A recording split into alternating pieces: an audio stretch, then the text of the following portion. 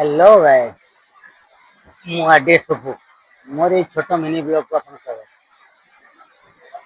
ଦେଖନ୍ତୁ ଆଜି ଗୋଟେ ଖାଇବାର ମଜା ଦି ପରେ ମଜା ଆସିଗଲା। କାଲି ବି ମୁଁ ଥିଲି କପ୍ତି ବଜାରରେ, ସେ ଭିତରକୁ ଯାଇଥିଲି, ସେଟା ଗୋଟେ ରଥ ପଡ଼ିଥିଲା, ରଥ ଉପରେ ବସି ଖାଉଥିଲେ। କିନ୍ତୁ ଆଜିର ମଜା ସେଇ ଟାଇପର, ତାଠୁ ବି ଅଲଗା। କିଛି ଟୁରିଷ୍ଟ ଆସିଛନ୍ତି, ଖାଉଛନ୍ତି, ଆଉ ଏଠି ଆମେ ଖାଉଛୁ ଉଳିଆରି ମାଛ ଖଟା। ଆମେ କହୁଛୁ ଏଇଟା ଦେଶୀ ଚିଙ୍ଗୁଡ଼ି,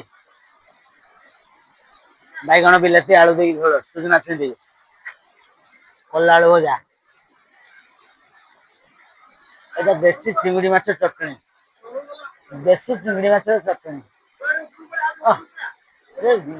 କଞ୍ଚା ଲଙ୍କା ଆଉ ରସୁଣ ଦେଇ ଯୋଉ ହେଇଛି, ମଜା ଆସିଗଲା। ଇଏ ତ କହୁଛନ୍ତି ସିଝା ଅଣ୍ଡା।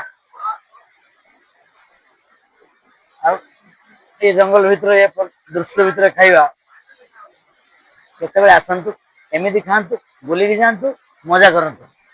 ମସ୍ତି ଢେର ସାରା ମସ୍ତି। ସର କେଶରପୁର ସେଇ ଜଙ୍ଗଲ ଭିତରେ ଖାଉଛ, ପ୍ଲେସ ଦେଖ, ଏଇଠି ବସ ପାଣି ପଡୁଛି, ଏଇଠି ଖାଉଛ, ଏପଟେ ପାଣି ଯାଉଛି, ପୁରା ପାହାଡ ପାହାଡ ପାହାଡ ଭିତରେ ଉପରୁ ପାଣି।